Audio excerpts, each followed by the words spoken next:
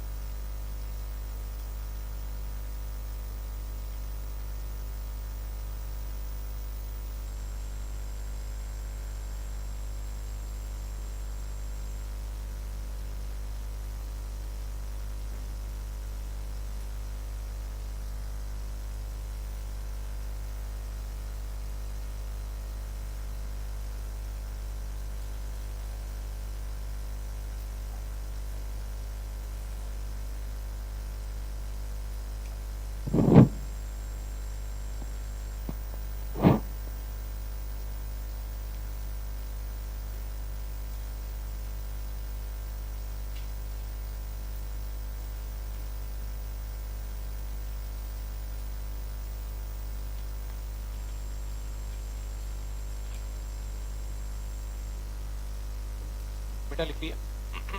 हाँ, लिख लिया।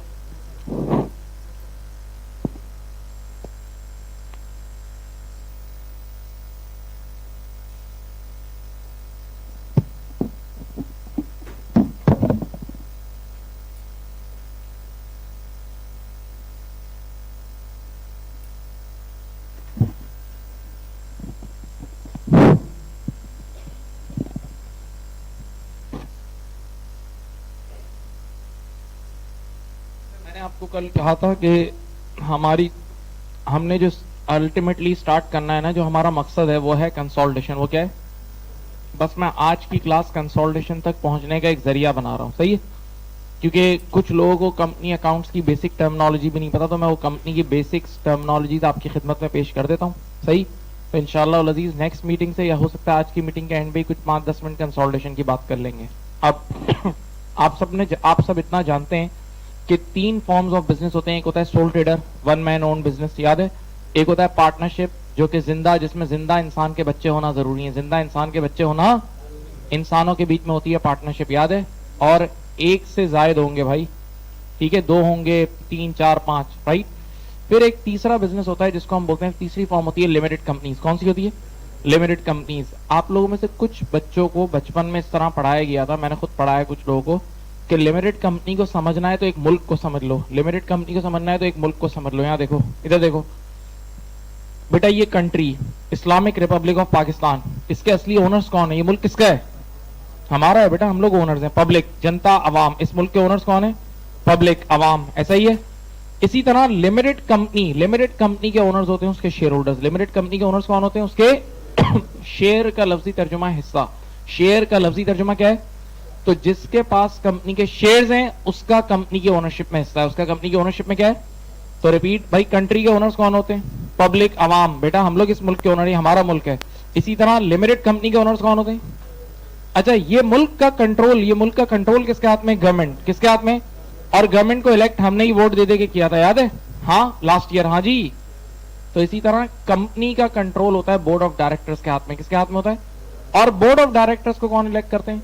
Share holders. तो आप बिल्कुल आमने सामने देख लें, यहां लिखा है कंट्री, यहां लिखा है कंपनी, यहां लिखा है कंट्री, यहां लिखा है कंट्री के ओनर्स पब्लिक, कंपनी के ओनर्स, शेयर होल्डर्स। एक मिनट, कंट्री का कंट्रोल गवर्नमेंट के हाथ में, और इस गवर्नमेंट को कौन लोग अपॉइंट करते हैं?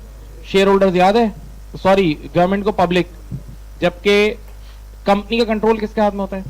बोर्ड ऑफ डायरेक्टर्स, और उसको शेयर होल्डर्स अपॉइंट करते हैं। कौन? शेयर होल्डर्स अपॉइंट करते हैं। सही है। अब मैं हल्का सा आपको फाइनेंशियल रिपोर्टिंग का इशारा दे दूं।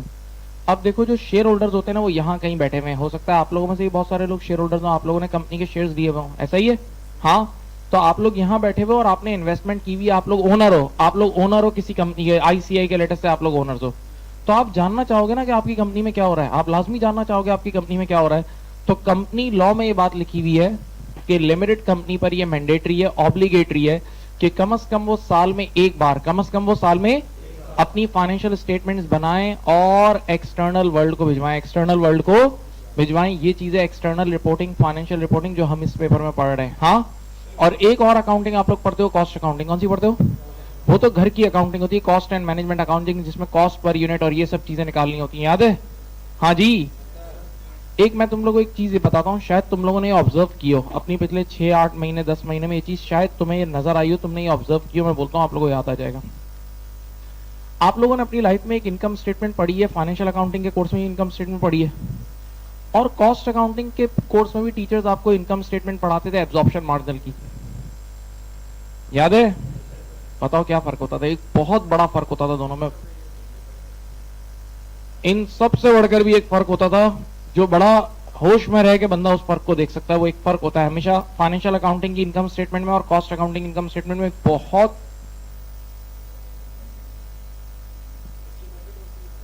नहीं, मैं बोलूं याद आएगा। मैं बोलता हूं आपको याद आ जाएगा, देख लो ना, याद करो। जब फाइनेंशियल अकाउंटिंग के अंदर टीचर आपको इनकम स्टेटमेंट, बैलेंस शीट पढ़ाते हैं ना, तो उसमें हर चीज टोटल होती है। Sales total, opening stock total, एक नंबर होता है, परचेजेस टोटल, कभी भी पर यूनिट कॉस्ट उसमें डिस्क्लोज नहीं हुई होती। जबकि कॉस्ट अकाउंटिंग एब्जॉर्प्शन मार्जिन का पीएनएल जब आपको टीचर्स ने पढ़ाया है, हमेशा सोचना उसमें पर यूनिट चीजें गिवन होती हैं। सेलिंग प्राइस पर यूनिट अलग से गिवन होती है, कॉस्ट पर यूनिट। ये सेलिंग प्राइस और कॉस्ट पर यूनिट ये अंदर का सीक्रेट है, ये अंदर के बंदों के बीच में तो सही है, लेकिन ये अवाम और नास को डिस्क्लोज। तो एक्सटर्नल रिपोर्टिंग के अंदर कभी भी पर यूनिट चीजें नहीं डिस्क्लोज होंगी, वो तो अपना अंदर का सीक्रेट है ना यार, नहीं समझ रहे?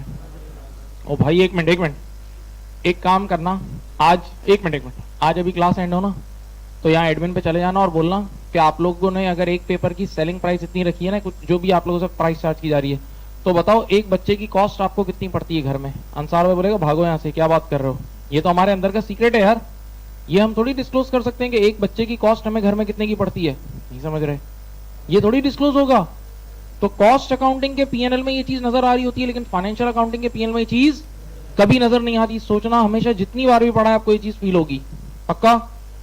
अब अगली चीज, ये जो कंपनी के यहां मैंने एक वर्ड लिखा है ना, क्या? Share holders. तो अब शेयर होल्डर्स कितने टाइप के होते हैं, ये मैं आपकी खिदमत में पेश करता हूं। पहला और सबसे अहम तरीन शेयर होल्डर कौन होता है? Ordinary share holder. ऑर्डिनरी, अब आज के बाद कोई भी तुम्हें यूं बोलेगा ना ऑर्डिनरी शेयर होल्डर क्या है, तो बस एक line, real owners of company, ये कंपनी के असली मालिक है। Ordinary share holders are the real owners, मालिक मालिक मालिक। ऑर्डिनरी शेयर होल्डर का वर्ड आया, अगले ही सेकंड में जहन में एक आवाज आएगी, मालिक मालिक मालिक, owner owner owner. Ordinary share holders are real owners of the company, real owners of the, they have got voting rights, इनके पास वोटिंग राइट्स होते हैं एजीएम में। AGM means annual general meeting, annual general meeting में इनके पास voting rights होते हैं। ये लोग वोट दे दे के डायरेक्टर्स, ऑडिटर्स, ये सब इलेक्ट करते हैं। हाँ, अगर तुम्हें याद हो, एक मिनट, कल मैंने, जिन्होंने इंट्रोडक्शन अटेंड किया था, तो कल मैंने कंसोलिडेशन की हल्की सी बात बताई थी कि पेरेंट कंपनी सब्सिडरी कंपनी के 50% प्लस शेयर्स खरीदती है, याद है, कंट्रोल का, तो वो ऑर्डिनरी शेयर्स होते हैं। कौन से होते हैं? क्योंकि ऑर्डिनरी शेयर्स में मलकियत छुपी हुई है, ऑर्डिनरी शेयर्स में ओनरशिप और ऑर्डिनरी शेयर्स में मलकियत छुपी हुई है, राइट? तो ordinary share holders are the real owners, ये लोग मालिक हैं। ये लोग कौन है? अब एक सवाल है, एक आम आदमी, ये आम आदमी क्यों किसी कंपनी के ऑर्डिनरी शेयर्स खरीदेगा? क्यों अपना पैसा किसी कंपनी के ऑर्डिनरी शेयर्स में इन्वेस्ट करेगा? जवाब दो रीजन। कितने रीजन है? Number 1 capital gain. नंबर 1 क्या है? पहला रिटर्न मिलता है, कैपिटल गेन। सर ये क्या होता है? सुने बेटा, आज अगर मैं स्टॉक मार्केट से शेयर खरीदूं 10 रुपए का, हाँ, और एक हफ्ते बाद 12 रुपए का बेच दूं ना, तो ये जो 2 रुपए का टॉप लगा है, दिस 2 रुपए का top is called capital gain, this 2 रुपए का टॉप इज कॉल्ड। तो एक आम आदमी ऑर्डिनरी शेयर्स इसलिए भी खरीदता है क्योंकि ताकि उसको कैपिटल गेन हो, और दूसरी वजह ऑर्डिनरी डिविडेंड। दूसरी वजह क्या है? सर ऑर्डिनरी डिविडेंड क्या है? सुकून से सोचें, आपने कंपनी में इन्वेस्टमेंट की, हाँ आप कंपनी के ओनर बन गए। अब कंपनी पूरा साल जो कमाती है ना, कंपनी पूरा साल, तो ईयर एंड पर डायरेक्टर्स देखते हैं कि कंपनी को इतना नफा हुआ है ना, तो वो कुछ प्रॉफिट बांट देते हैं, कुछ प्रॉफिट शेयर होल्डर में बांट देते हैं, तो उसको बोलते हैं ऑर्डिनरी डिविडेंड। क्या बोलते हैं? तो इसका मतलब एक आम आदमी नॉर्मली कितने रीजंस की वजह से काम इन्वेस्ट करता है? एक कैपिटल गेन और दूसरा, अब एक शॉर्टकट बात सुनो, ये नॉलेज के लिए होना चाहिए। पाकिस्तान की जो मार्केट है ना, उसमें नॉर्मली लोग पहले पॉइंट के लिए ज्यादा इन्वेस्ट करते हैं, कैपिटल गेन। हमारे यहाँ इतना डिविडेंड देने का रिवाज, हमारे यहाँ की जो पाकिस्तानी कंपनीज है वो इतना ज्यादा डिविडेंड देने का रिवाज नहीं रखती, तो ज्यादातर हमारे यहाँ जो इन्वेस्टमेंट होती है वो किस पर्पस के लिए होती है? Capital gain. अब अगली चीज सोचना, और बिल्कुल लॉजिकल बात है, सर क्या ऑर्डिनरी शेयर होल्डर्स को जो डिविडेंड मिलता है क्या वो फिक्स होता है? क्या वो नहीं? नहीं। क्यों नहीं? क्यों फिक्स नहीं होता? क्योंकि ये लोग मालिक हैं। ये लोग कौन है? एक सेकेंड होल्ड। अगर मैं आज इस इदारे का ओनर हूं, सामने देखें, अगर मैं इस इदारे का ओनर हूं तो क्या मैं यहां से फिक्स लेके जाऊंगा? नहीं। अगर 1000 स्टूडेंट्स होंगे तो अलग मेरी इनकम होगी, 500 पे अलग होगी, 300 पे, हर एक पे अलग होगी ना यार, नहीं समझे? तो ऑर्डिनरी शेयर होल्डर जब ओनर्स हैं तो उनको फिक्स नहीं मिल सकता। फिक्स तो ये डायरेक्टर्स की मर्जी है, एक मिनट, कि इनको $10 पर शेयर का डिविडेंड दें, $2 पर शेयर का डिविडेंड दें, या ना दें, या ना दें और कई सालों तक ना दें, ना दें और कई सालों तक। तो ये ऑर्डिनरी शेयर्स में इन्वेस्टमेंट करने का रिस्क है कि इसमें कोई फिक्स रिटर्न नहीं है, लेकिन हाँ इसके अंदर ओनरशिप है, इसके अंदर वोटिंग राइट्स हैं, इसके अंदर ओनरशिप है और इसके अंदर क्या है? तो आज के बाद कभी भी कोई आपके सामने ऑर्डिनरी शेयर होल्डर का नाम ले तो जहन में अगली आवाज आएगी, मालिक मालिक मालिक मालिक मालिक। सही है, ordinary share holders are the real owners. हाँ, इनके पास वोटिंग राइट्स होते हैं। ये आम आदमी क्यों इन्वेस्ट करता है? कैपिटल गेन और पक्की बात, पक्की बात। अब अगला नाम है, वैसे ये इस वक्त हमारे कंसोलिडेशन में ये नाम काम नहीं आएगा, मैं सिर्फ इसको भी हल्का सा इंट्रोडक्शन के तौर पे बता रहा हूं। अच्छा एक और बात बताऊं, कंपनी अकाउंट्स एक बार फिर हम पढ़ेंगे, पूरा तफसील वाला जो कंपनी अकाउंट्स होगा अलग होगा। अभी हम सिर्फ इस हद तक पढ़ रहे हैं कि हम कंसोलिडेशन कर सकें। किस हद तक पढ़ रहे हैं? अगला नाम क्या है? प्रेफरेंस। क्या नाम है बोलो? अच्छा अच्छा अच्छा, एक मिनट। प्रेफरेंस का लफ्जी तर्जुमा क्या होता है पता है? तरजीह, तरजीह देना। प्रेफरेंस का लफ्जी तर्जुमा क्या है? तो जनाबे वाला, इनको प्रेफरेंस शेयर होल्डर्स क्यों बोलते हैं? प्रेफरेंस शेयर होल्डर्स को प्रेफरेंस शेयर होल्डर्स क्यों बोलते हैं? क्योंकि इनको ऑर्डिनरी पर प्रेफर किया जाता है। इनको ऑर्डिनरी पर, इनको प्रेफरेंस शेयर होल्डर इसलिए बोलते हैं क्योंकि इनको ऑर्डिनरी पर क्या किया जाता है बेटा? प्रेफर किया जाता है। बच्चे ने कहा कब कब? मैंने कहा सुनो, पहला मौका होता है डिविडेंड का। पहला मौका क्या है? जो बातें मैं बता रहा हूं ये कंपनी लॉ में लिखी हुई है, सुने। कंपनी लॉ ये कहता है कि जब तक आप प्रेफरेंस वालों को डिविडेंड ना दे दो, आप ऑर्डिनरी वालों को 1% का डिविडेंड नहीं दे सकते। यानी डिविडेंड जब भी दिया जाएगा पहले किसको दिया? फिर उनको दिया जाएगा, पहले इनको फिर, पक्का। Number 2, in the event of death, in the event of liquidation, जब कंपनी दुनिया से प्यारी होगी ना, अल्लाह के पास गई, खत्म हो गई कंपनी, खत्म हो गई, सुने यहां, तो उस वक्त क्या होगा? पहले पैसा जिनसे लोन लिया हुआ है उनको वापस करेंगे, फिर प्रेफरेंस शेयर होल्डर को, और सबसे एंड में ऑर्डिनरी शेयर होल्डर को। सबसे एंड में किसको? क्योंकि ऑर्डिनरी वाले मालिक हैं। ऑर्डिनरी वाले कौन है? एक सेकंड लॉजिकल चलो, छोड़ दो कंपनी, इधर देख के लॉजिकल सोचो। अगर मैं आज इस इदारे का ओनर हूं और ये इदारा मैं खत्म करता हूं, तो पहले मैं कर्जदारों के कर्जे चुकाऊंगा ना, हाँ, और फिर एंड में अगर करोड़ों बच गए तो करोड़ों मेरा, कुछ भी नहीं बचा तो कुछ भी नहीं मेरा। यही तो ओनर है और यही रिस्क है, यही बिजनेस का रिस्क है। हाँ, तो फिर बोल रहा हूं प्रेफरेंस शेयर होल्डर को प्रेफरेंस शेयर होल्डर क्यों बोलते हैं? क्योंकि इनको ऑर्डिनरी पर प्रेफर किया जाता है। क्या किया जाता है? प्रेफरेंस का मतलब तरजीह देना। प्रेफरेंस का मतलब इनको ऑर्डिनरी पर तरजीह दी जाती है। किन मौकों पे? दो मौके हैं, एक डिविडेंड का, एक क्या है? डिविडेंड का, कि जब तक प्रेफरेंस वाले को डिविडेंड नहीं दोगे, ऑर्डिनरी को 1% का डिविडेंड। और दूसरा मौका क्या है? लिक्विडेशन, जब कंपनी खत्म होगी, जब कंपनी, तो ऑर्डिनरी वालों को बाद में मिलेगा, पहले किसको मिलेगा? और कॉमन सेंस की बात है, ऑर्डिनरी वाले ओनर्स हैं, ऑर्डिनरी वाले ओनर्स हैं, मालिक है, ओनर्स हैं, कौन है?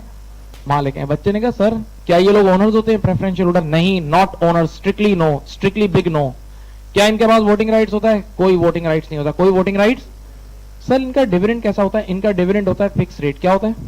एग्जाम्पल दे रहा हूं, ये देखो इस तरह होता है कुछ, यहां देखें, ये मैं लिख रहा हूं 7% preference share of $10 each, 7% preference share of $10 each. इसका मतलब क्या होगा? सामने देखें, कंपनी या आप लोग इंसान हो, इंसान इंडिविजुअल, आप लोगों को मैं एक कागज का टुकड़ा दूंगा और आप लोग मुझे दोगे $10। कितने दोगे?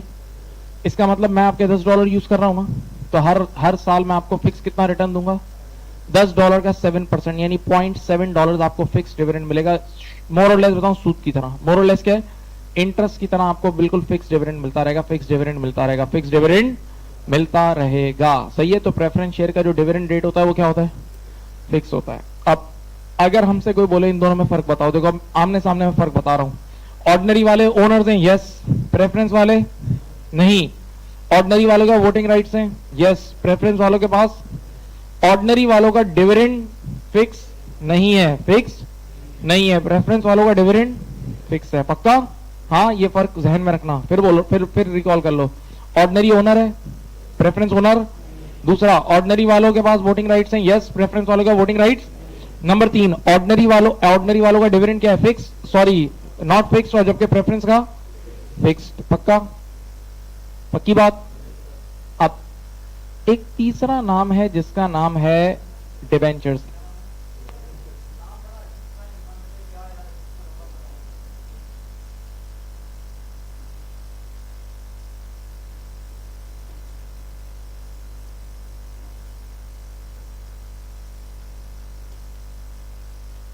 तीसरा नाम है डिबेंचर्स। क्या नाम है? तीसरा नाम है डिबेंचर्स। तीसरा नाम क्या है? डिबेंचर्स। डिबेंचर्स क्या चीजें बताऊं? पहले कंपनी को छोड़ दो। एक आम आदमी, मैं इंडिविजुअल हूं, बिजनेस कर रहा हूं ना, अगर मुझे भी पैसों की जरूरत पड़ती है तो मैं भी लोन लेता हूं ना।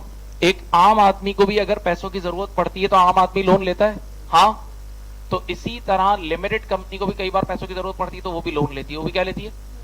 तो इधर देखें, जिस कागज के टुकड़े पे लिख कर लोन लिया जाता है, जिस पीस ऑफ पेपर पे लिख के क्या लिया जाता है, उस कागज के टुकड़े को, उस मुआहदे को बोलते हैं डिबेंचर। उस मुआहदे को क्या बोलते हैं? जिस पीस ऑफ पेपर पे लिख के लोन लिया जाता है उस पीस ऑफ पेपर को कहा जाता है डिबेंचर। क्या कहते हैं? डिबेंचर। राइट। तो कंपनी लोन लेगी जिस डॉक्यूमेंट के थ्रू, उस डॉक्यूमेंट का नाम क्या है? डिबेंचर। और डिबेंचर को लोन नोट्स भी बोलते हैं। क्या बोलते हैं? पढ़े। Company gate loan through debentures. Company gate loan through. Sir इसका भी रेट क्या फिक्स होता है? हाँ, 10%, 15%, 12% कुछ एक रिटर्न कंपनी दे रही होती है। कंपनी रिटर्न दे रही होती है। कंपनी क्या दे रही होती है? लोन वालों को एक फिक्स परसेंटेज दे रही होती है। लोन वालों को क्या दे रही होती है? फिक्स परसेंटेज दे रही होती है। कंपनी अपने लोन, जिनसे लोन लेती है, उनको एक फिक्स परसेंटेज रिटर्न दे रही होती है। तो अब 3 नाम है। कितने नाम है? पहला नाम, दूसरा नाम, तीसरा नाम। तीनों में से ओनर सिर्फ एक ही है। तीनों में से ओनर कौन है? एक ही है। उसका नाम क्या है? ऑर्डिनरी वाला ओनर है। ऑर्डिनरी वाला कौन है? इसके अलावा कोई ओनर नहीं है। किसी के अंदर इतनी हिम्मत नहीं है कि वो ओनर है। हाँ, अच्छा एक मिनट यहां देखें, मैं ये बीच की चीज रब कर रहा हूं, ये आपने कॉपी कर लिया। एक सेकेंड, ये कंपनी है, ये है कंपनी, ये एक इंसान है। इसके बाद पैसे पड़े।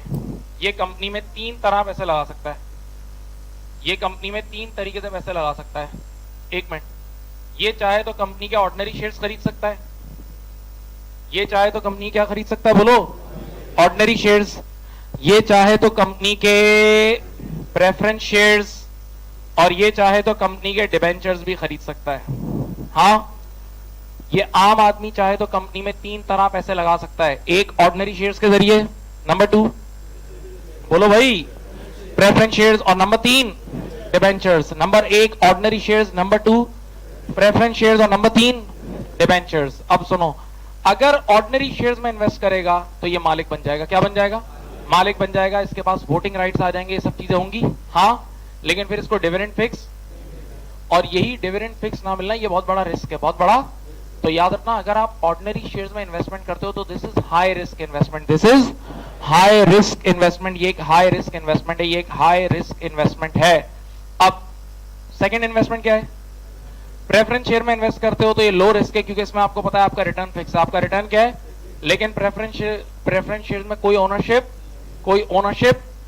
और तीसरी चीज क्या है? अगर आप डिबेंचर्स यानी कंपनी को लोन देते हो, कंपनी को क्या देते हो, तो भी अगेन आपको फिक्स रिटर्न मिलेगा। अगेन आपको क्या मिलेगा? और इसमें भी ओनरशिप। एक कॉमन सेंस की बात बोलूं, देखो, मैं कंपनी को छोड़ो, इंसान पे रख के समझो। आज अगर मुझे अपने इस इंस्टीट्यूट को एक्सपेंड करना है, मुझे इसकी एक और ब्रांच खोलनी है, तो पैसे चाहिए होंगे ना, फाइनेंस चाहिए।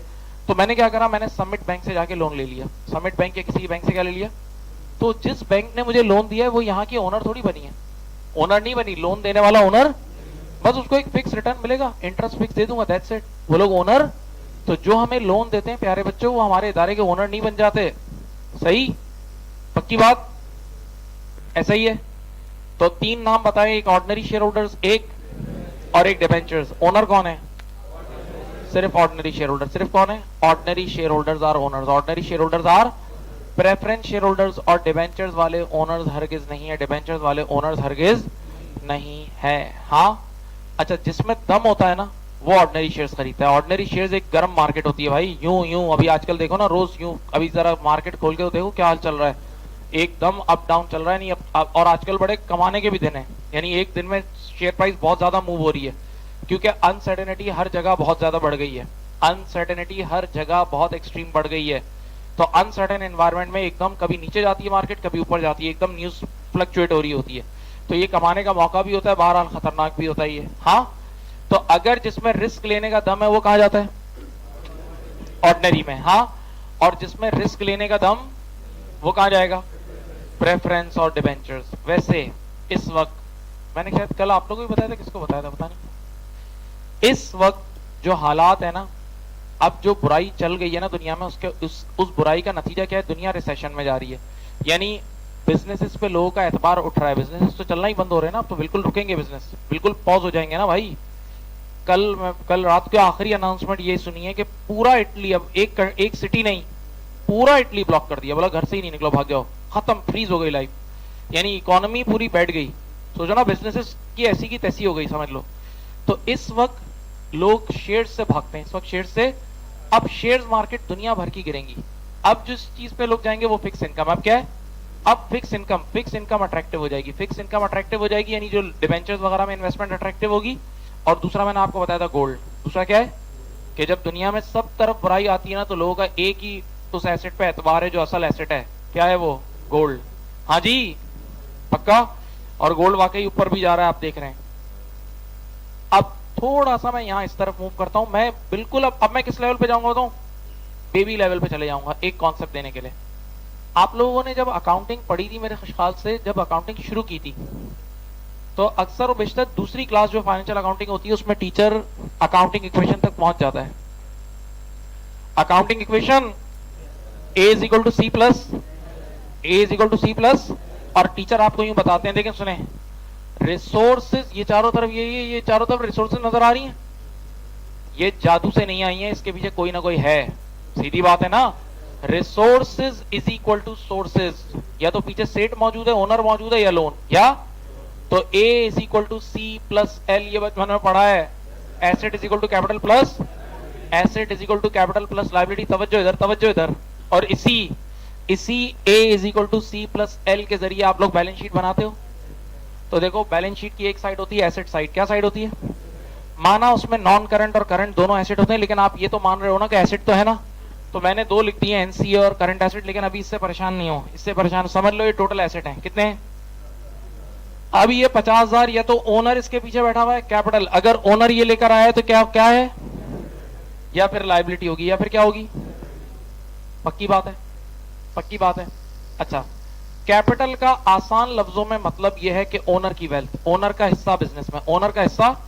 जैसे ये रूम बस हमारा बिजनेस है, समझ लो। इस रूम में ये सारे एसेट 1 लाख रुपए के हैं, ये सारी रिसोर्सेज जो नजर आ रही हैं 1 लाख की हैं। 1 मिनट। और इस 1 लाख में से 70 मैं लेकर आया, अभी शुरू किया, लेटर से 1 मिनट पहले बिजनेस। 1 लाख के सारे एसेट हैं, इसमें से 70,000 मैं लेकर आया और 30,000 मैंने किसी बैंक से लोन लिए हैं। तो मेरा हिस्सा कितना है? 70, और वही कैपिटल है। वही क्या है? यहां तक दिमाग चल रहा है? बिल्कुल चल रहा है। अब मेरी तरफ तो देखें, अब जो मैं बात बोल रहा हूं उसके लिए थोड़ी सी बुनियादी अकाउंटिंग आनी चाहिए, और ये भी हम लोग बचपन में कितनों को तो मैंने खुद लिखवाया अपने हाथों से। भाई ये जो कैपिटल है ना, इसको बढ़ाने के 2 मेजर तरीके हैं। कैपिटल को बढ़ाने के पहला तरीका, सेठ घर जाए और घर से इन्वेस्टमेंट लेके बिजनेस में डालना शुरू करे। घर से इन्वेस्टमेंट यानी इनिशियल इन्वेस्टमेंट, जब वो घर जाके लेकर आएगा तो उससे बिजनेस बढ़ेगा। तो एक चीज है इनिशियल, 1 मिनट यहां लिख रहा हूं, इनिशियली जितनी इन्वेस्टमेंट करेगा ओनर, उससे कैपिटल बढ़ता है ना। यार ये क्या कर रहे हो तुम लोग? ओनर जब भी घर जाएगा, पैसे लेकर आएगा, तो बिजनेस का कैपिटल बढ़ेगा। और कैपिटल बढ़ाने का एक और तरीका यह है, 1 मिनट, नेट प्रॉफिट। क्या है? With respect to time business को जितना नफा होता है, नफा भी सेट का है, नफा बैंक वालों का किसी का नहीं। नेट प्रॉफिट जो आफ्टर डिडक्टिंग एवरीथिंग जो बचता है वो भी तो ओनर का है। और याद करो, 1 मिनट, सिर्फ याद दहानी के लिए बोल रहा हूं, परेशान नहीं होना। बचपन में एक टॉपिक तुम लोगों ने, कुछ बच्चों ने पढ़ा हुआ है, इनकम्प्लीट रिकॉर्ड्स। इनकम्प्लीट रिकॉर्ड्स में टीचर ने आप लोगों को ये फॉर्मूला लिखवाया तो था कि closing capital is equal to opening capital add net profit. हाँ, तो जितना नफा होता है उसकी वजह से भी कैपिटल बढ़ता है। कैपिटल, ये कैपिटल बढ़ाने के दो तरीके हैं और ओरली सुन लो कैपिटल घटाने के भी दो तरीके हैं। एक ड्राइंग्स, एक क्या है भाई देखो, आप बिजनेस में पैसा लेकर आ रहे हो तो कैपिटल बढ़ रहा है, आप वही पैसा यहां से बिजनेस से निकालने शुरू कर दो तो ड्राइंग्स की वजह से कैपिटल पक्का। ये तुम्हारे बचपन के FA1 के रजिस्टर की दूसरी क्लास में लिखवाए हुए हैं कुछ बच्चों को। और कैपिटल घटाने का एक और तरीका भी है, लॉस। क्या है? क्योंकि जितना नेट लॉस होगा वो भी सेट को ही बेयर करना है, वो भी ओनर को ही। तो कैपिटल बढ़ाने के कितने तरीके हैं? दो। नंबर 1 इनिशियल इन्वेस्टमेंट से बढ़ता है और बाद में नेट प्रॉफिट से बढ़ता है। बाद में, ये बात बिल्कुल लॉक है। हाँ, अब मैं जरा यूनिफॉर्म सिर्फ चेंज कर रहा हूं, सिर्फ यूनिफॉर्म चेंज कर रहा हूं। एक मिनट इधर इधर इधर इधर, मैं पढ़ा रहा हूं कंपनी। क्या पढ़ा रहा हूं? कंपनी में ये जो इनिशियल इन्वेस्टमेंट होती है ना, इनिशियल इन्वेस्टमेंट का मतलब जो सेट के ओनर के घर से आ रही है, उसके नाम ये है, उसका नाम मैं लिख रहा हूं। देखो सिर्फ नाम लिख रहा हूं भाई। उसका नाम है ऑर्डिनरी शेयर कैपिटल। क्या नाम है? और एक नाम होता है शेयर प्रीमियम। क्या नाम होता है? ये दोनों समझ लो वो चीजें हैं जो इनिशियली सेट के घर से आती हैं। ये दोनों वो चीजें हैं जो इनिशियली सेट के घर से आती हैं, ऑर्डिनरी शेयर कैपिटल। और थोड़ी देर में इसकी तफसील भी बताऊंगा, सिर्फ अभी नाम लिखें। और बाद में with respect to time profit, बाद में with respect to time profit से क्या बनता है? प्रॉफिट से भी कैपिटल बनता है ना, उसका नाम होता है क्या नाम होता है? उसका नाम होता है रिटेन अर्निंग। यार ये रिटेन अर्निंग कोई मुश्किल वर्ड नहीं है, इसके नाम को पढ़ के फील करो, सिर्फ सोचो। अर्निंग्स को इधर, अर्निंग्स को रिटेन कर लेना। अर्निंग्स का मतलब प्रॉफिट, अर्निंग्स का मतलब प्रॉफिट को जमा कर लेना, प्रॉफिट को। तो आप यूं सोचो, एक मिनट, मेरा बिजनेस इसी साल स्टार्ट हुआ था, तो ईयर के स्टार्टिंग में तो कोई प्रॉफिट नहीं होगा ना, बिजनेस अभी शुरू हुआ है। इस एक साल में मैंने 10 लाख रुपए का प्रॉफिट जनरेट किया है।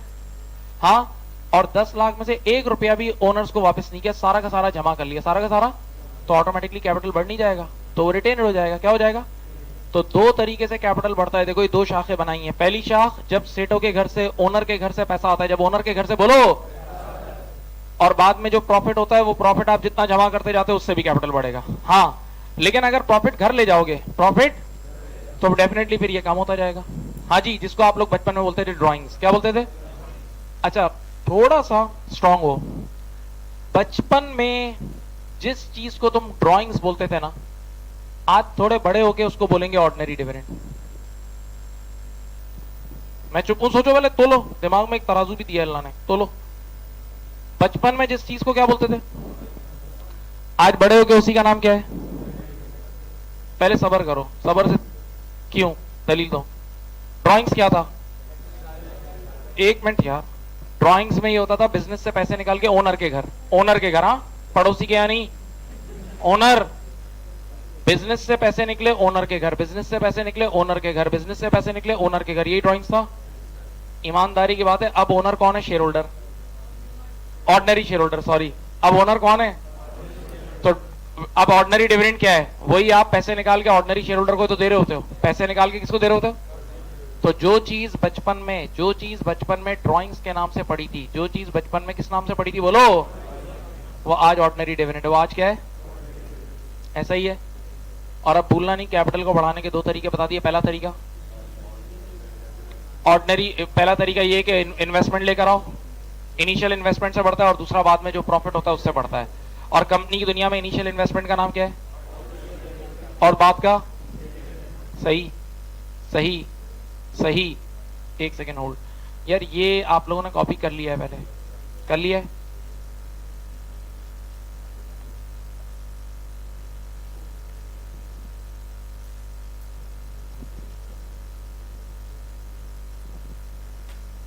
अच्छा जी, अब इधर देखना है। अब ये दो टर्मिनोलॉजीज हैं, ये दो टर्मिनोलॉजीज हैं अलग अलग, उन पे 3-3 लाइंस लिखती हैं। दो टर्मिनोलॉजीज हैं अलग अलग, उन पे कुछ लाइंस लिखती हैं। आप देखें यहां एक वर्ड क्या है? फेस वैल्यू पर शेयर। क्या नाम है भाई, बोलो? फेस वैल्यू पर शेयर। फेस वैल्यू को एक और नाम भी होता है, मैं लिख देता हूं पार वैल्यू। क्या लिखते हैं? इसका एक और नाम भी, वो भी लिख लो, पार वैल्यू पर शेयर। पार वैल्यू पर शेयर, दोनों नाम पता होना चाहिए। एक नाम है इसका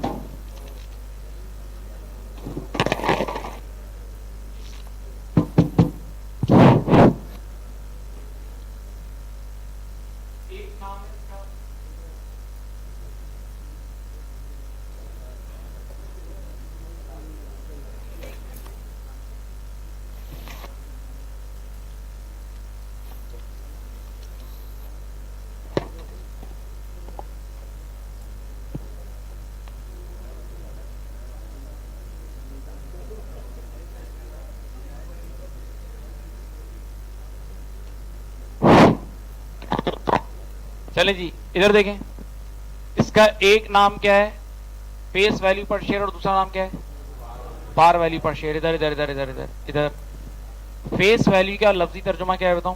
अगर आप एक प्रिंटेड शेयर देखें ना, तो उस शेयर पे जो कीमत लिखी होती है ना, जो वैल्यू लिखी होती है, उसको बोलते हैं फेस वैल्यू पर शेयर। क्या बोलते हैं सर? ये वैल्यू क्या फिक्स होती है? हाँ, ये बाय लॉ मुल्क की गवर्नमेंट की तरफ से ये फिक्स वैल्यू होती है। बाय लॉ मुल्क की गवर्नमेंट की तरफ से एक फिक्स वैल्यू होती है। जैसे हमारे मुल्क में पाकिस्तान, आप लोग पाकिस्तान में रहते हैं, इधर देखें, पाकिस्तान में अगर आप देखें ना तो फेस वैल्यू ₹10 है। कितनी है हमारे यहाँ फेस वैल्यू? क्या है? ₹10 पर शेयर, ₹10। और अब तीसरी लाइन सबसे अहम है, सुनो। Company always record its share capital at face value. Company जब भी नए शेयर इशू करती है, कंपनी जब भी नए शेयर, तो हमेशा अपना जो ऑर्डिनरी शेयर कैपिटल होता है उसको फेस वैल्यू यानी पार वैल्यू पे रिकॉर्ड करती है। कंपनी लॉ की रिक्वायरमेंट है। किसकी रिक्वायरमेंट है? एक बार फिर पढ़ो, फेस वैल्यू या पार वैल्यू का मतलब क्या है? जो आप अगर किसी भी कंपनी का प्रिंटेड शेयर देखें तो उस शेयर के फेस पे जो वैल्यू लिखी होती है, प्रिंटेड शेयर पे जो वैल्यू लिखी होती है, उसको क्या बोलते हैं? Face value. ये मुल्क की गवर्नमेंट की तरफ से नहीं, लॉ की तरफ से फिक्स होती है। पाकिस्तान में कितनी है? ₹10 पर शेयर। दुनिया के किसी मुल्क में $1 पर शेयर है, कहीं $2 पर शेयर है। हर मुल्क की अपनी अपनी है, उस मुल्क की गवर्नमेंट के हिसाब से, राइट। और कंपनी जब भी शेयर इशू करती है तो हमेशा अपने शेयर कैपिटल को किस वैल्यू पे रिकॉर्ड करती है? Face value. किस पे रिकॉर्ड करती है? तो ये तो वो वैल्यू है जो फिक्स है। ये तो बाय लॉ क्या है? एक और नीचे प्राइस लिखी, नीचे पढ़ो, नीचे क्या है? मार्केट प्राइस पर शेयर। इसको जरा सा दिमाग में डालो और प्रोसेस करो। मार्केट प्राइस पर यानी शेयर की प्राइस मार्केट में, शेयर की प्राइस बाजार में, शेयर की प्राइस मार्केट में। शेयर्स की मार्केट कौन सी होती है? Stock exchange. शेयर्स की मार्केट कौन सी होती है? Stock exchange. यानी शेयर्स की प्राइस स्टॉक मार्केट में, एक एक शेयर स्टॉक मार्केट में कितने का बिक रहा है? स्टॉक मार्केट में। तो मेरे प्यारे बच्चों एक बात बोलूं, इन दोनों में जमीन आसमान का फर्क है। स्टॉक मार्केट में अभी आप खोल के देख लो, शेयर प्राइस हर सेकंड चेंज हो रही होती है। कभी ₹10, फिर 10.1 होगी, फिर 10.2, फिर 9.9। बार बार डिमांड सप्लाई के हिसाब से क्या हो रही होती है? मूव कर रही होती है। बच्चे ने कहा एक कंपनी की शेयर प्राइस यानी स्टॉक मार्केट की जो शेयर प्राइस है वो किन चीजों पे डिपेंडेंट है? किन चीजों पे? वो तो हजारों फैक्टर्स पे डिपेंडेंट है, इंक्लूडिंग उस कंपनी की अपनी परफॉर्मेंस, उस कंपनी की अपनी उस मुल्क के हालात, हाँ, ऊंच नीच, कोई बॉम्ब ब्लास्ट हो गया, कोई पॉलिटिकल हालात खराब हुए कुछ, तो वो हजारों चीजों पे डिपेंडेंट होती है और उनके साथ अप डाउन हो रही थी, उनके साथ क्या हो रही होती है? तो मार्केट प्राइस पर शेयर अल्लाह के बंदो फिक्स नहीं होती, वो दिन में 1000 बार चेंज होती है। रोज अभी स्टॉक मार्केट खोल के देख लो, बार बार चेंज हो रही है, बार बार चेंज हो रही है। जबकि तवज्जो, फेस वैल्यू पर शेयर जो है वो फिक्स बाय लॉ है, फिक्स बाय लॉ है। अब मैं आपके सामने एक बार शेयर इशू करके दिखाता हूं, एक शेयर इशू करके ट्रांजैक्शन दिखाता हूं। सुनो, देखें, एक कंपनी है। अच्छा, एक और चीज सीखो, एक होता है इन्वेस्टिंग डिसीजन, क्या डिसीजन होता है? और एक होता है फाइनेंसिंग डिसीजन। एक होता है इन्वेस्टिंग डिसीजन और एक क्या होता है? सुनना, समझ जाओगे। मुझे आज किसी ने बोला कि आप जाएं दुबई में जाके एक इंस्टीट्यूट खोल लें, आप जाके दुबई में जाके एक इंस्टीट्यूट खोल लें। तो सबसे पहले मैं क्या करूंगा? पहले मैं फिजिबिलिटी चेक करूंगा, क्या दुबई में वाकई इंस्टीट्यूट खोलने का फायदा भी है या नहीं है। तो मैं दुबई की मार्केट पूरी स्टडी करूंगा, मैं वहां नंबर ऑफ स्टूडेंट देखूंगा, लोगों की अवेयरनेस देखूंगा, वहां की फीसेस देखूंगा, बहुत सारी चीजें देखूंगा। हाँ, तो ये जो डिसीजन ले रहा हूं ना, ये मैं इन्वेस्टमेंट का डिसीजन ले रहा हूं। क्या ले रहा हूं? Investment decision. अच्छा, एक बार मेरी तरफ इधर देखो, एक बार मुझे ग्रीन सिग्नल मिल गया, हाँ भाई दुबई में कैंपस। अब मेरा अगला डिसीजन होगा फाइनेंसिंग। क्या होगा? भाई दुबई में कैंपस खोलने के लिए पैसे चाहिए ना, तो अब वो पैसे या तो ओनर खुद अरेंज करेगा, इक्विटी, ओनर खुद अरेंज करता है तो क्या है? इक्विटी यानी कैपिटल। और दूसरा रास्ता है लोन। दूसरा रास्ता क्या है? लोन। तो ये जो सेकंड डिसीजन मैं आपको बता रहा हूं, ये फाइनेंसिंग डिसीजन है। क्या है? ये दिमाग में जा रही है बात? थोड़ा सा इन्वॉल्व हो, समझ जाओगे, होशियार बच्चे हो यार।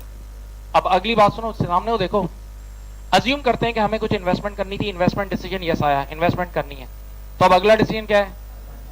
Financing decision. तो बोर्ड बैठा, तो बोर्ड ने कहा एक काम करते हैं, लोन नहीं लेते, लोन बल्कि शेयर इशू करते हैं। क्या करते हैं? तो ऑर्डिनरी शेयर इशू करेंगे तो मालिकों की तरफ से पैसा आएगा ना।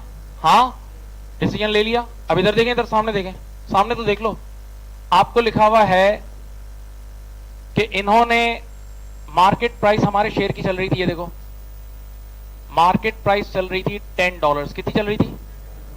और हमारे शेयर्स की फेस वैल्यू जो कि गवर्नमेंट की तरफ से फिक्स होती है वो है $1, वो है $। सर ये दोनों में फर्क हो सकता है? ऑब्वियसली हो सकता है, ये समझ लो, ये तो फिक्स वैल्यू है और ये वैल्यू तो रोज चेंज होती है और कंपनी की परफॉर्मेंस के हिसाब से $10 तक पहुंच गई है। हाँ, राइट।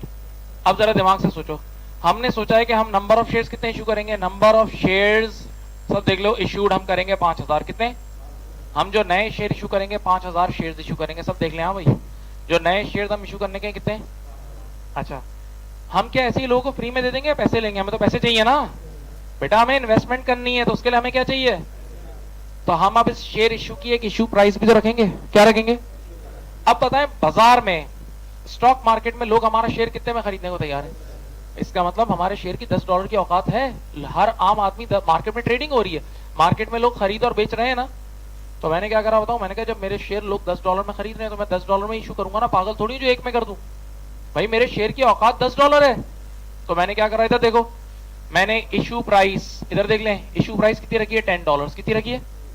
अब यहां एक चीज सीख लो भाई, सब यहां देख के एक चीज सीख लो, क्या इशू प्राइस मैंने फेस वैल्यू से ज्यादा रखी है ना, कितनी, इसको बोलते हैं शेयर प्रीमियम। क्या बोलते हैं, शेयर प्रीमियम, शेयर प्रीमियम। हाँ हाँ जी, excess of face value over issue price is called share premium, is called, यानी फेस वैल्यू से जितनी ज्यादा इशू प्राइस होगी उस एक्स्ट्रा को बोलेंगे शेयर प्रीमियम। क्या बोलेंगे, तो इशू प्राइस कितनी रखी है 10 और फेस वैल्यू 1, तो शेयर प्रीमियम कितना है $9, राइट। ये डील ऊपर नजर आ रही है, शेयर कितने इशू कर रहे हैं। अब मैं पहली एंट्री और बहुत बच्चों वाली एंट्री आपकी खिदमत में पेश कर देता हूं, आप यहां देख लें और फिर आप 3 बार मुझे बना के दे देना, बस 3। कंपनी ने नए शेयर कितने इशू किए हैं, एक शेयर पे पैसा कितना है, आवाज ही नहीं है यार, 5000 शेयर इशू किए और एक शेयर पे $10 आया, 5000 शेयर इशू किए और एक शेयर पे, तो 5000 multiply by 10, 5000 multiply by 10, total पैसे 50,000 आए होंगे। टोटल पैसे कितने आए होंगे, तो पैसे आते हैं तो अपना बैंक या कैश डेबिट होता है, पैसे आते हैं तो अपना बैंक या कैश, तो मेरे प्यारे बच्चों ये देखो, बैंक डेबिट 50,000, बैंक डेबिट 50,000, यही है। हाँ अच्छा, ये पैसे कहां से आए, पड़ोसियों के घर से या ओनर के, owner, ordinary share holder are the owners, ordinary share holder are the. तो आप सब बचपन से पढ़ते आ रहे हो, बचपन में पहली एंट्री जो फाइनेंशियल अकाउंटिंग की टीचर पढ़ाता है वो यही होती है कि ओनर के घर से पैसा है, ओनर के घर से, तो ओनर के घर से पैसा है तो कैपिटल बढ़ता है ना, तो अब मुझे शेयर कैपिटल को बढ़ाना होगा ना। ये लाइन पढ़ो, फेस वैल्यू, एक मिनट, कितने शेयर इशू किए हैं और एक शेयर की फेस वैल्यू 5000 शेयर है, एक शेयर की फेस वैल्यू 1 है, 5000 इंटू 1, तो मैं यहां लिखूंगा, इधर देखो, ऑर्डिनरी शेयर कैपिटल क्रेडिट 5000। अच्छा, आज के बाद ऑर्डिनरी शेयर कैपिटल का पूरा नाम मैंने लिखा OS, इतना यार टाइम लगता है प्लीज, OSC, कितने से, बच्चे ने कहा उस्ताद डबल एंट्री बैलेंस नहीं है, डबल एंट्री बैलेंस, मैंने कहा 1 मिनट मुझे पता है, एक एक शेयर पे प्रीमियम कितना है $9, और शेयर कितने 5000 इंटू 9, शेयर प्रीमियम जो है वो क्रेडिट हो जाएगा 45,000 से। ये शेयर इशू की एंट्री है, किसकी एंट्री है। अच्छा, मैंने तुम्हें अभी थोड़ी देर पहले एक चीज सिखाई थी कि ओनर की जो वेल्थ होती है, यानी ओनर का जो कैपिटल होता है वो 2 तरीके से बढ़ता है। किस तरीके से बढ़ता है, एक तो, और एक बाद में प्रॉफिट, याद है, पक्का याद है, एक सेकेंड होल्ड। इस वक्त ये जो पैसे आए किसके घर से आए, ओनर के ना, तो ओनर के घर से पैसा आ रहा है तो देखो शेयर कैपिटल और शेयर प्रीमियम बढ़ रहा है, शेयर कैपिटल और शेयर प्रीमियम, इस डब्बे में शेयर कैपिटल और शेयर प्रीमियम डाला था, इस डब्बे में शेयर कैपिटल और शेयर प्रीमियम डाला था। हाँ जी, तो माय डियर स्टूडेंट, ये शेयर इशू की एंट्री है। जब भी आप ऑर्डिनरी शेयर इशू करते हो तो आपके पास बदले में क्या आएगा, पैसा आएगा, तो पैसा डेबिट, पैसा, और ऑब्वियस सी बात है ये पैसा ओनर से आया, किससे आया, तो इक्विटी, आपकी इक्विटी क्रेडिट होगी जिसमें शेयर कैपिटल होगा और शेयर प्रीमियम होगा, शेयर कैपिटल होगा और शेयर कैपिटल किस वैल्यू पे रिकॉर्ड होगा, फेस वैल्यू, किस पे, शेयर कैपिटल बाय लॉ किस वैल्यू पे रिकॉर्ड होता है, फेस वैल्यू, और जो एक्स्ट्रा है, जो ओवर है वो क्या है, शेयर प्रीमियम है। ओवर क्या है, प्लीज नोट, थैंक यू।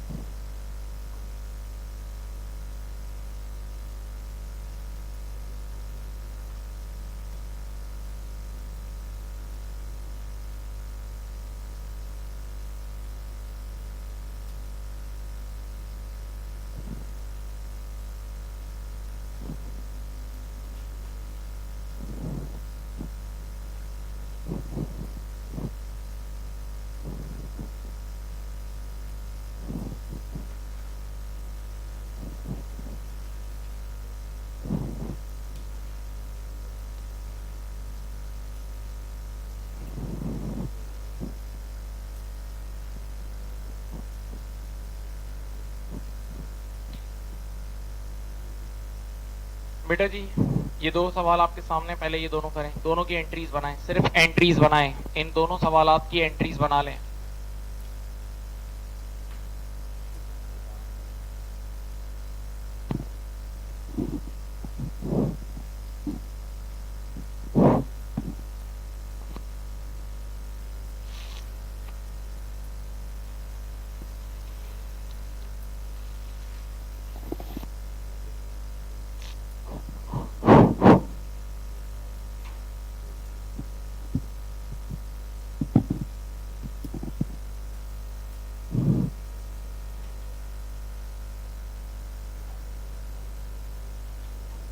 कर लिया, स्टार्ट करें।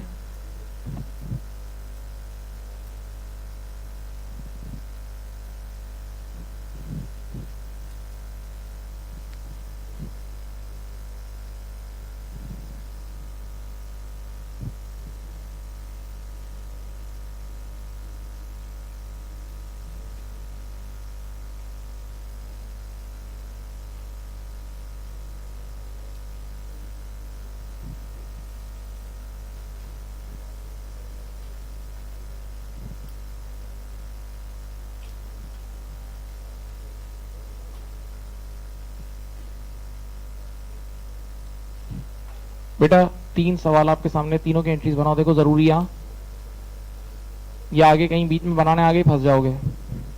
तीनों की डबल एंट्री बना लो, बात मान लो, बात मान लो प्लीज, बात मान लो।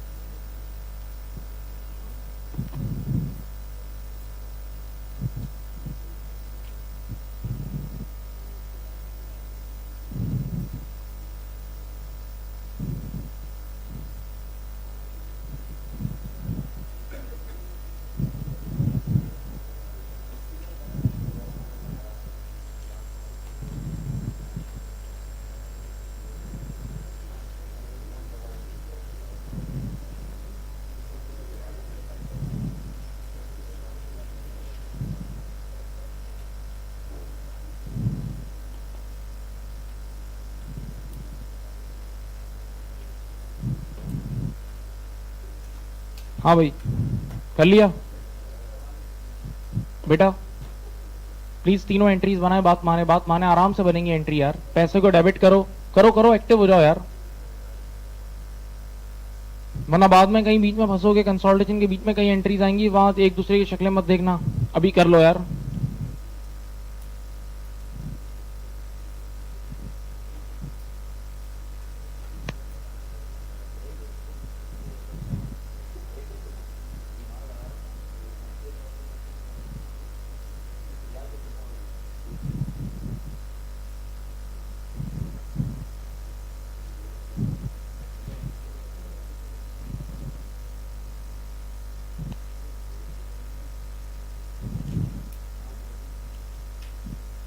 चलें फर्स्ट एंट्री बना दूं।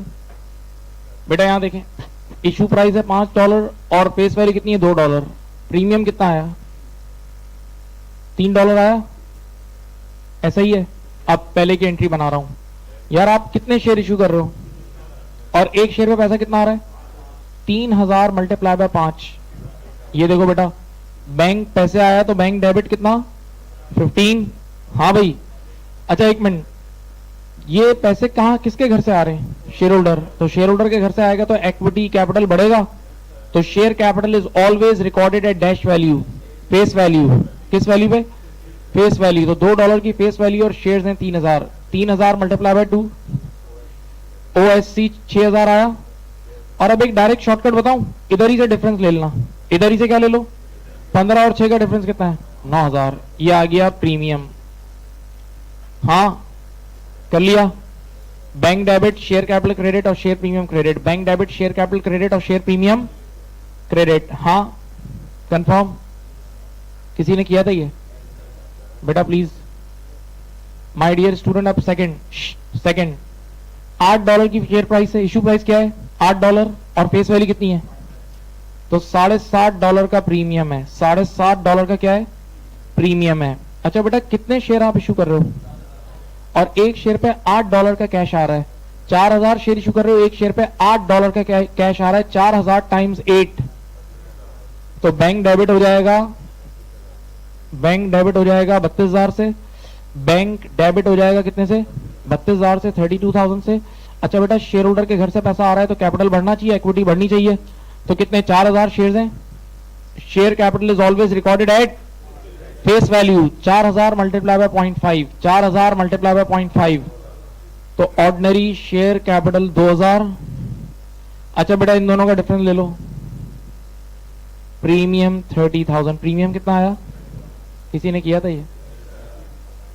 कर लिया था? पक्की बात है? हाँ अब हाँ भाई तीसरे में क्या होगा, एक मिनट यहां से देख लो, 12,000 मल्टीप्लाई बाय 6, 72, बैंक डेबिट होगा 72 से, बैंक डेबिट हो जाएगा 72 से। हाँ भाई अच्छा 12,000 मल्टीप्लाई बाय 4, 12,000 इंटू 48,000 से शेयर कैपिटल, और प्रीमियम 24,000 से शेयर प्रीमियम। यही है, किसी अल्लाह के बंदे ने ये एंट्री बनाई थी? हाँ सही कर लिया था। हाँ भाई क्या मैं ये बोलो, पक्की बात है ना? अच्छा अब देखो कहीं भी, अब देखो अगले जो सफर है ना उसमें कहीं भी शेयर इशू की बात आ जाए, कहीं भी बीच में आ जाए, तो आपको याद होना चाहिए शेयर कैपिटल जब भी बैलेंस शीट में है वो फेस वैल्यू पर रिकॉर्डेड है। किस पे रिकॉर्डेड है? वो फेस वैल्यू पर रिकॉर्डेड है। Share capital is always recorded at, ऐसा ही है। हाँ पक्का? एक छोटी सी बात जहन में आई है, शेयर कर रहा हूं, अगर आपको ये शेयर कैपिटल गिवन है, एंट्री को देखो, और साथ अलग से ये फेस वैल्यू गिवन है, ये शेयर कैपिटल गिवन है और ये फेस वैल्यू गिवन है, ये शेयर कैपिटल गिवन है और ये कोई बता सकता है नंबर ऑफ शेयर्स? उसको ना देखो, तो शेयर कैपिटल को फेस वैल्यू से डिवाइड करोगे तो हमेशा नंबर ऑफ शेयर्स आ जाएंगे। इतना तो आना चाहिए यार, बड़े हो गए, दाढ़ी मूछे पता नहीं क्या क्या, क्या लोग हो यार, इतने बड़े बड़े बच्चे हैं यार माशाल्लाह यार। अब यार इतनी भी मैथ्स नहीं आती तो तुम दुकान पे भी काम नहीं कर सकोगे। प्यारे बच्चों ये शेयर कैपिटल है क्या लोग हो यार तुम लोग अजीब। शेयर कैपिटल है और ये फेस वैल्यू है, शेयर कैपिटल और ये क्या है, तो 48,000 डिवाइड बाय 4 करोगे तो 12,000 शेयर आ जाएंगे। क्या लोग है? हाँ पक्की बात है बेटा। अब देखो एक मिनट, आपके सामने ऐसा होगा कि आपको ये डायरेक्ट एक बैलेंस शीट उठा के कोई बोलेगा ये लो piece of paper, balance sheet दी और बैलेंस शीट में शेयर कैपिटल भी गिवन है और कहीं कोने पे फेस वैल्यू भी लिखी हुई है। क्या लिखी हुई है? तो और आपसे ही ऐसे ही अचानक से पूछेगा यार कि शेयर नंबर ऑफ शेयर्स कितने हैं, नंबर ऑफ शेयर्स, तो सीधा सा काम करना, शेयर कैपिटल न्यूमरेटर में, नीचे डिनोमिनेटर में फेस वैल्यू, ठक आपके नंबर ऑफ शेयर्स आ जाएंगे। डन है? हाँ हाँ जी पक्का कैप वाले। अब एक आखिरी छोटा सा फलसफा बयान करना है और उसका नाम है रिवैल्यूएशन। क्या नाम है? मैं उसको अकाउंटिंग से हट के पहले एक देसी लैंग्वेज में समझाता हूं, रिवैल्यूएशन को तो आप आराम से समझ जाएंगे। इधर देखें, लेट अस से ये कैंपस जो है ना ये हमारा ओन्ड है, यहां देख रहे हैं ये कैंपस हमारा ओन्ड है और मैं इस कैंपस का अकेला ओनर हूं। बिल्कुल सिंप्लीफाई करके समझें, आज से 1 साल पहले हाँ मैंने ये कैंपस खरीदा था 1 करोड़ का, 1 करोड़ का बाय किया था, ठीक है, और मैं ओनर हूं इसका। इस 1 करोड़ में मैं अपने घर से 50 लाख लाया था, सामने देखें, और 50 लाख मैंने समिट बैंक से लोन लिया था, 50-50 मिलाए 1 करोड़ बने और 1 करोड़ का एक कैंपस खरीद लिया। पक्का? अल्लाह की शान, इस 1 साल में ये 2 करोड़ का हो गया, इसकी वैल्यू डबल हो गई। वैल्यू क्या हो गई? दिमाग से सोचना, बिजनेस सेंस अपना जिंदा करो।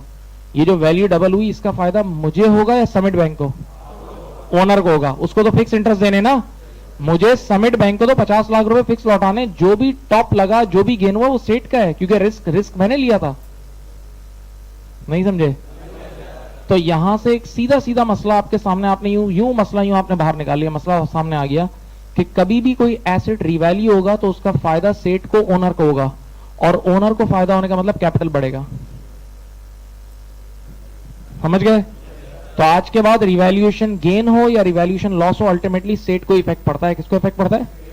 लोन वालों को इफेक्ट, उनको तो फिक्स मिलने का है। डन? क्या मैं रब कर दूं?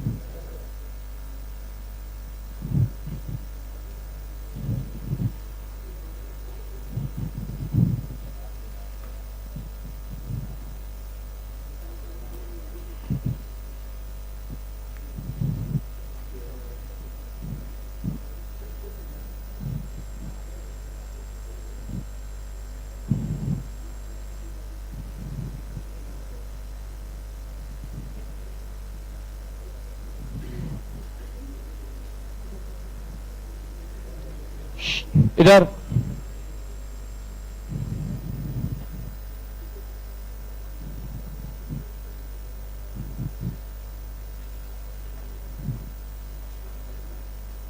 बेटा, इधर देख लें, सामने देखें। क्या हुआ? हमने एक पीस ऑफ लैंड, जमीन 100 मिलियन डॉलर की बाय की थी, यहां 100 मिलियन डॉलर की बाय की थी, कहां? यहां ईयर 0 पे, ठीक है। और हमारे इदारे की पॉलिसी ये थी कि हम हमेशा उसको मार्केट वैल्यू पे रिकॉर्ड करेंगे। किस पे रिकॉर्ड करेंगे? Market value. सही है, सामने देखें बेटा, एक साल बाद अल्लाह की शान 50 मिलियन डॉलर से टॉप लग गया, यानी 100 मिलियन की चीज 150 मिलियन की हो गई। तो अब हमारी पॉलिसी क्या है कि हम हमेशा किस पे रिकॉर्ड करेंगे? तो मार्केट वैल्यू पे रिकॉर्ड करने का मतलब हम इसको रिवैल्यू करेंगे। तो एसेट 100 से 150 का हो गया, 50 से ऊपर गया ना। सिंपल देखें, मैंने वैसे लॉजिक अभी यहां खड़े होकर दे दिए। स्टिल आपको इक्वेशन याद है, C is equal to A minus L, accounting equation. तो जब एक एंड से एसेट बढ़ेगा ना, तो दूसरे एंड से ये इक्विटी भी बढ़ेगी। सेट को फायदा होगा ना, लायबिलिटी वालों का इससे कोई लेना देना, लोन वालों को थोड़ी फायदा हुआ, फायदा तो ओनर को हुआ है। तो एक एंड से एसेट बढ़ेगा और दूसरे एंड से कैपिटल बढ़ेगा। दूसरे एंड से क्या बढ़ेगा? कैपिटल बढ़ेगा। बच्चे ने कहा इसकी डबल एंट्री बन जाएगी, बिल्कुल लॉजिकली बन जाएगी। इधर देखें, एक एंड से एसेट बढ़ रहा है, एसेट का नाम क्या है? तो एसेट बढ़ता है तो डेबिट होता है। सामने देखें, तो आप यहां लिखेंगे जमीन को डेबिट कर दिया 50 मिलियन से, और सामने क्रेडिट, पक्की बात है कैपिटल ही होगा, क्रेडिट क्या होगा। लेकिन इस कैपिटल का पूरी दुनिया में एक स्पेशल नाम रख दिया, इस वाले कैपिटल का रिवैल्यूएशन रिजर्व। क्या नाम है? ये कैपिटल का हिस्सा है, ये इक्विटी का हिस्सा, लेकिन इसका एक नया नाम रख दिया पूरी दुनिया ने, रिवैल्यूएशन रिजर्व। क्या नाम रख दिया? तो यहां हम लिख देंगे revaluation reserve, revaluation reserve credit. सही है। तो आज के बाद कभी भी एसेट अपवर्ड रिवैल्यू होगा, क्या होगा? तो सीधी सी एंट्री बनेगी, जो भी एसेट रिवैल्यू हो रहा है उस एसेट को डेबिट करना, क्योंकि एसेट बढ़ रहा है, कॉमन सेंस। एसेट बढ़ रहा है तो डेबिट होगा, एसेट बढ़ रहा है तो डेबिट होगा, और फायदा ओनर को हुआ है, फायदा। तो सामने इक्विटी क्रेडिट होगी, और इस इक्विटी का नाम क्या रखा गया? अब कुछ मासूम भी बैठे हैं, एक मासूम खड़ा हुआ, बोला सर एक सवाल है। मैंने कहा पूछो। बोला सर एक मिनट, छुट्टी क्या? वो बात सुने, वैसे अब मास्क लगा के आना शुरू कर दो, हालात चेंज होते जा रहे हैं बहुत। तो पॉइंट ये है, नहीं वाकई इशारा कर रहा हूं, एसेट डेबिट और रिवैल्यूएशन रिजर्व क्रेडिट, यानी इक्विटी क्रेडिट मैंने किया। बच्चे ने, एक मासूम खड़ा, उसने बोला सर एसेट 50 मिलियन से ऊपर चले गया, बैठे बैठे ऊपर चले गया, फायदा है ना? मैंने कहा हाँ बिल्कुल फायदा है। तो बोला सर काइंडली आप एक एंट्री बना दो। मैंने कहा क्या? बोला एंट्री बना दो, लैंड डेबिट और पीएनएल यानी डायरेक्ट इनकम बुक कर दो। जमीन डेबिट और पीएनएल यानी इनकम बुक करके खड़े हो जाओ। तो मैंने कहा नहीं, मैंने उसको रोका। मैंने कहा यार ये प्रूडेंस एक कॉन्सेप्ट है, उसके अगेंस्ट होगा। किसके अगेंस्ट होगा? मैंने कहा ये अगेंस्ट हो जाएगा, क्योंकि ये चीज इधर देखो पड़े पड़े महंगी हुई है, जेब में कुछ भी नहीं आया अभी। जमीन पड़े पड़े महंगी हुई है, बिकी थोड़ी है, तो जेब में तो कुछ रियलाइज तो कुछ भी नहीं हुआ ना।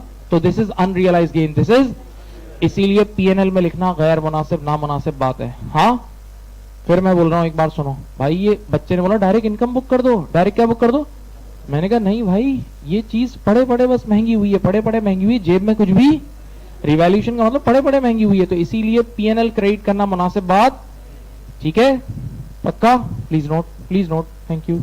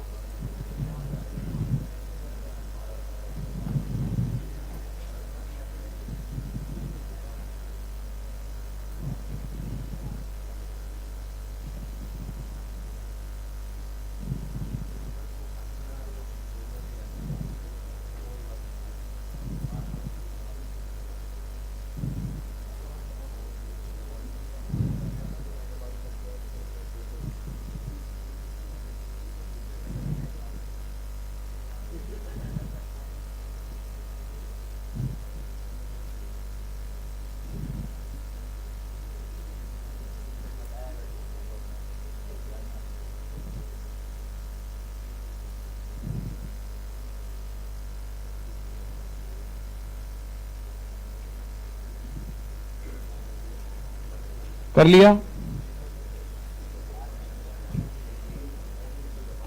अब यहां देखें,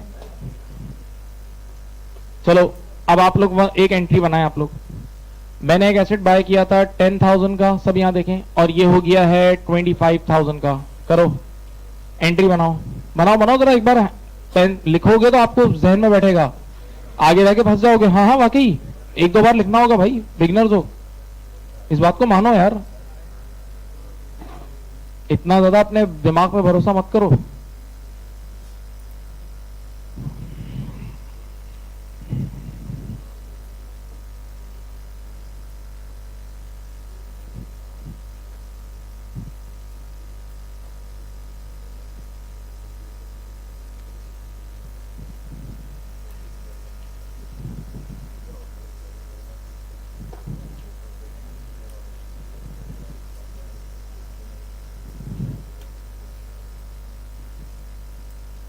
इतने मासूम बच्चे हैं यार, हंसी आती है बच्चों पे। एक बच्चे को मैंने ऑनलाइन लेक्चर दिया, वो ऑनलाइन लेक्चर इस वीडियो पे रिकॉर्ड हुआ हुआ है, ये जो कैमरे पे, और उस पे पूरा ये बोर्ड आता है, क्लियर, बिल्कुल क्लियर आता है, यानी जैसे आप लोग देख रहे हैं उसी तरह वो देखेगा।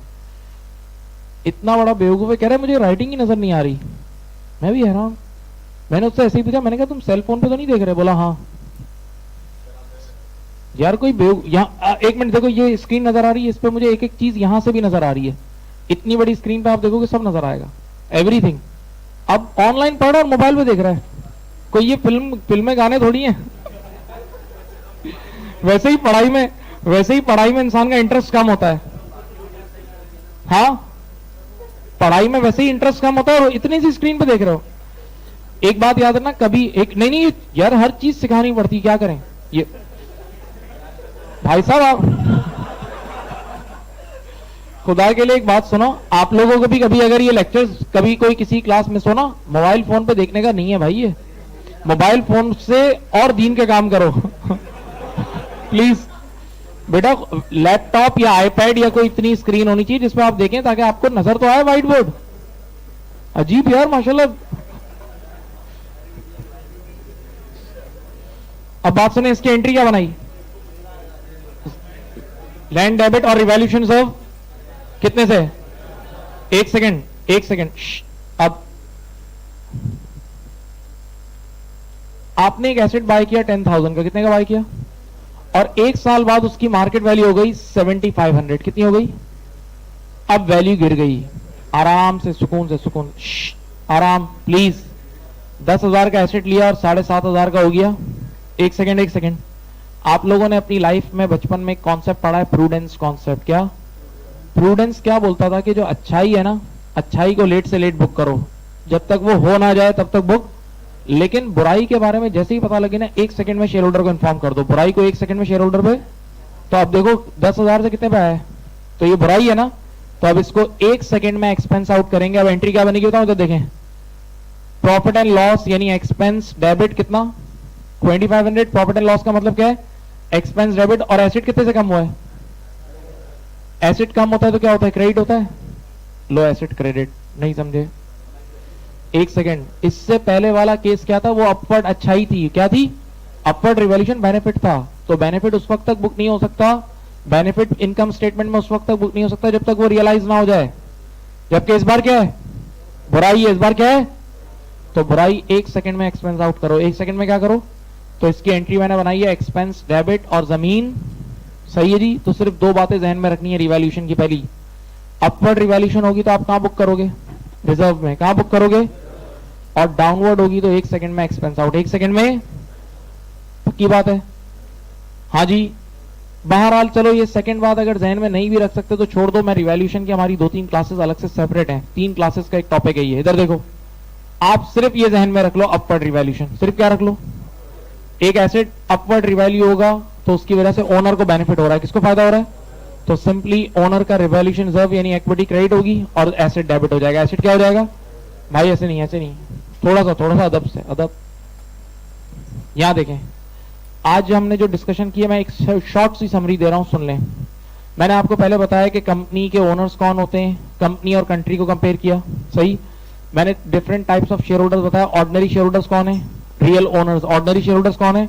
रियल ओनर्स ऑफ कंपनी है, याद है, इनके पास वोटिंग राइट्स है, इनके पास क्या है, वोटिंग राइट्स हैं। ये लोग इन्वेस्टमेंट क्यों करते हैं, दो वजह से, एक कैपिटल गेन और दूसरा ऑर्डिनरी, और इनका ऑर्डिनरी डिविडेंड कोई फिक्स नहीं है, कंपनी की मर्जी है, चाहे $1 दे, $10 दे, चाहे कुछ भी ना दे और कई सालों तक ना दे। हाँ, यही वजह है कि ऑर्डिनरी शेयर में इन्वेस्टमेंट एक रिस्की इन्वेस्टमेंट है। ऑर्डिनरी शेयर की इन्वेस्टमेंट क्या है बेटा, एक रिस्की इन्वेस्टमेंट है, भूलना नहीं। अच्छा, दूसरा कौन सा है, प्रेफरेंस। क्या है, प्रेफरेंस। देख लो बेटा, आपका रिवीजन हो जाएगा, आपको जहन में बैठ जाएगा प्लीज।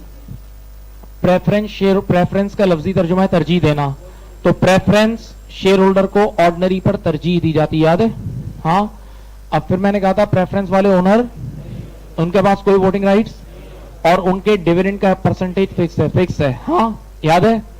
तीसरे लोग थे डिबेंचर्स। तीसरे लोग क्या थे, डिबेंचर्स। आसान लफ्जों में, कंपनी जिस कागज के टुकड़े पे लिख के लोन लेती है, जिस पीस ऑफ पेपर पे लिख के, उस कागज के टुकड़े का नाम है डिबेंचर्स। क्या नाम है, डिबेंचर्स, राइट।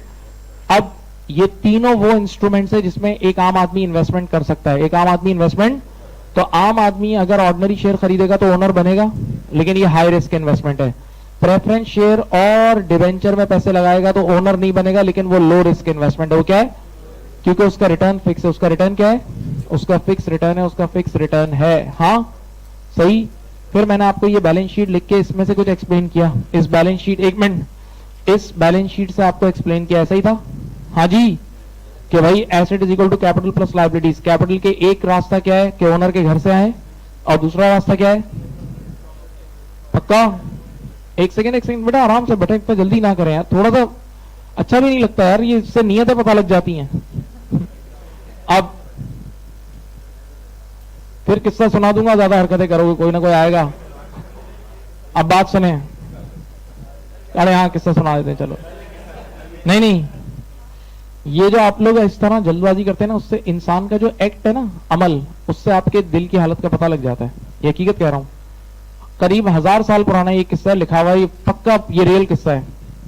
एक मस्जिद थी, उसमें एक बंदा बड़ा दीनदार था, बड़ा सूफी साफी बन के घूमता था, सबसे बड़ा हट कट के। अब जरा सुने यार, एक मिनट। तो एक दिन मस्जिद के इमाम साहब छुट्टी पे चले गए, कहीं चले गए, नहीं आए।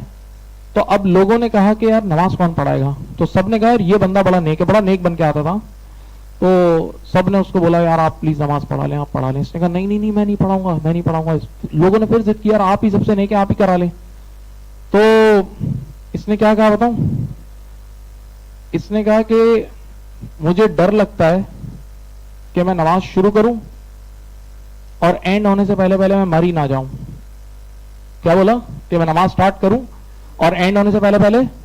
अब जब इसने ये बोला तो अब तो पूरी मस्जिद पीछे पड़ गई कि यार ये तो सबसे नेक आदमी है, क्योंकि इसको अपनी मौत इतनी याद है, इसको अपनी डेथ इतनी याद है कि कह रहा है नमाज शुरू करूं और एंड होने से पहले। और पूरी मस्जिद पीछे लगी, बोलो यार अब आप नहीं पढ़ानी है। तो जब सबने बहुत फोर्स किया ना, तो ये आगे जो इमाम साहब का मसला है वहां आगे बढ़ा और उसने एक डायलॉग बोला। इसने कहा ठीक है, मैं ये नमाज तो पढ़ा लेता हूं, लेकिन अगली नमाज नहीं पढ़ाऊंगा। ये नमाज तो पढ़ा लेता हूं, अगली। तो पीछे एक बंदा खड़ा था, उसने कॉलर से पकड़ा, बोला चलो वापस आ जाओ। बोला वापस आ जाओ, अब नहीं पढ़ानी। क्यों, अभी कह रहा था कि नमाज स्टार्ट हो और एंड होने से पहले मैं मर ही ना जाऊं, और अभी कह रहा है कि अगली नमाज नहीं पढ़ाऊंगा, नहीं अगली नमाज तक जिंदा होने का यकीन है ना। तो बोला बेटा ये ड्रामेबाजी अब आपकी खत्म हो गई, आ जाए वापस। पता लग गया ना, अमल से पता लग जाता है ना। तो इंसान का जो एक्ट है ना वो बता देता है, थोड़ी देर में कहानी पता लग जाती है। प्लीज कंफ्यूजन ये है कि अमल ऐसा रखो जो अलाइंड हो, या फिर इतना लेवल का झूठ बोलो कि कोई पकड़ ना सके। अब सामने देख लें इधर, भाई साहब एक मिनट, मैं आपके सामने ये एसओएफपी नजर आ रही है, इसको जरा सा रीडिजाइन कर देता हूं ताकि आप एक डॉक्यूमेंट पूरा हो जाए। एसओएफपी को जरा सा रीडिजाइन कर देता हूं, ये मुमकिन है। एक मिनट, इसको रब किया, क्योंकि थोड़ी देर पहले आप बिगिनर थे, अब आप डिफरेंट हो चुके हो।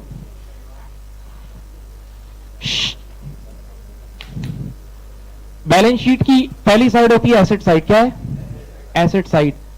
एसेट्स का मतलब रिसोर्सेज, एसेट्स का मतलब रिसोर्सेज का मतलब ये नजर आ रहा है कि कंपनी ने अपने पैसे लगाए कहां हैं। कंपनी ने पैसे, तो कंपनी ने नॉन करंट एसेट में 20,000 लगाए और करंट एसेट में, तो ये साइड बताती है पैसे लगे कहां हैं, पैसे, और ये साइड बताती है वो पैसे जनरेट कहां से हुए हैं। वो पैसे जनरेट सेटों से जनरेट हुए, सेटों से जनरेट हुए या लोन से, सेटों से या ऐसा ही है। अब एक सेकंड, आज के बाद ये वाला जो एक मिनट, यहां एक पैकेट होता है इक्विटी का, यहां ओनर, तो ओनर के पैकेट में एक चीज आ सकती है ऑर्डिनरी शेयर, अभी पढ़ाया था ना, एक चीज आ सकती है शेयर प्रीमियम। ये दोनों क्या चीज थी जो इनिशियली ओनर के घर से आती थी, भूल गए, अभी तो पढ़ाई है यार। ये दोनों वो चीजें जो इनिशियली ओनर के घर से आती थी, याद है? अच्छा, इसी की एक और चीज इसमें अभी हमने पढ़ी थी, रिटेन अर्निंग। क्या थी? रिटेन अर्निंग, बाद का प्रॉफिट, बाद का, ये सब इक्विटी का पैकेट का हिस्सा है। और एक नई चीज जो आपने पढ़ी है वो था रिवैल्यूएशन रिजर्व। क्या नाम था? तो इधर देखें, सामने देखें, रिवैल्यूएशन रिजर्व। और एक है आखिरी चीज रिटेन अर्निंग। ये क्या है? माय डियर स्टूडेंट, ये सब कुछ मिला के ये है इक्विटी का पैकेट। ये वाला जो पैकेट है ना, ये इक्विटी का पैकेट है, जिसमें क्या क्या चीजें आ सकती हैं, बोलो। दूसरा, तीसरा रिवैल्यूएशन रिजर्व। तीसरा क्या है? रिवैल्यूएशन रिजर्व भी ओनर का है ना भाई। अगर जमीन यानी कोई एसेट्स ऊपर नीचे हुए तो उसका बेनिफिट भी तो ओनर का है। Retained earning profit, retained earning क्या है? प्रॉफिट, ये भी ओनर का, ये भी किसका है? तो ये सारी चीजें इक्विटी के पैकेट में आती हैं। प्लस एक और चीज क्या है? लायबिलिटीज। हाँ, प्लस एक और चीज क्या है? लायबिलिटीज वाले ओनर। तो बेटा देखें, एसेट साइड ये बताती है कि पैसा लगा कहां है, और दूसरी जो साइड है ना इक्विटीज एंड लायबिलिटीज, वो ये बताती है वो पैसा जनरेट कहां से हुआ है, वो पैसा जनरेट। तो याद रखना भाई, ये देखें, ये ordinary share capital, share premium, ये इनिशियल इन्वेस्टमेंट थी जो शेयर होल्डर के घर से आई थी, याद है? रिवैल्यूएशन रिजर्व कभी कभार आ सकता है अगर प्रॉपर्टीज एसेट्स रिवैल्यू हो रहे हैं, एसेट्स। और आखिरी चीज क्या है? Retained earning. आखिरी चीज क्या है? तो ये एक बैलेंस शीट आपके सामने कभी भी आ सकती है, याद रखना। एसेट्स, ये इक्विटीज, इक्विटीज का मतलब ओनर, ओनर की चीज, ये ओनर की वेल्थ है, सब किसका है? ये पूरा पैकेट ओनर्स का है, ये पूरा पैकेट किसका है? और बाकी है लायबिलिटीज, बाकी क्या है? सही। अब मैं अगली मुलाकात में, मेरी तरफ देखें, अगली मुलाकात में मैं आते ही अब सिर्फ कंसोलिडेशन स्टार्ट होगा, पूरी गुफ्तगू प्रॉपर कंसोलिडेशन पे होगी। एक रिक्वेस्ट है, एक 5 मिनट या 5 मिनट बहुत है, 5 मिनट में इसको एक नजर देख लेना। जो लोग, जो ए लेवल्स वाले नहीं है, ए लेवल्स वालों ने तो इसको देख देख के थक चुके हैं, जो ए लेवल वाले नहीं है वो इसको एक नजर यूं घुमा लेना बस, ठीक है? और आपकी बुक, एक मिनट, बुक दिखाना, बुक खरीदी है? ये नहीं, ये तो पुरानी, चलो ये भी सही है, एक मिनट दिखा बेटा। ये आपके एक पतली सी नाजुक, एक मिनट भाई, ये उठा लेते हैं, ये उठा दे यार भाई। ये एक नाजुक सी बुक है, हार्डली 1 पाव की होगी, इससे ज्यादा वजनी एक तो दही होती है यार, 1 पाव दही खरीदो, वो वजनी है, इससे कुछ भी नहीं है बेटा। ये बुक आपके पास कल की क्लास में, यानी नेक्स्ट मीटिंग कब है? थर्सडे वाली क्लास में ये लेकर आना। और एक और चीज आपके पास होनी चाहिए, कैप्लन की एग्जाम किट, नई वाली, न्यू कैप्लन की न्यू एग्जाम किट आपके पास होनी चाहिए। बस ये 2 डॉक्यूमेंट अपने साथ कैरी करने हैं हर क्लास में, बेशक मैं कराऊं या ना कराऊं, मैं यूज करूं ना करूं। एक ये पतली सी दुबली पतली, ये एक बुक, और एक कैप्लन की एग्जाम किट। सही है, अब हम नेक्स्ट मीटिंग में कंसल्टेशन स्टार्ट करेंगे इंशाल्लाह। अपना ख्याल रखिएगा, अल्लाह हाफिज।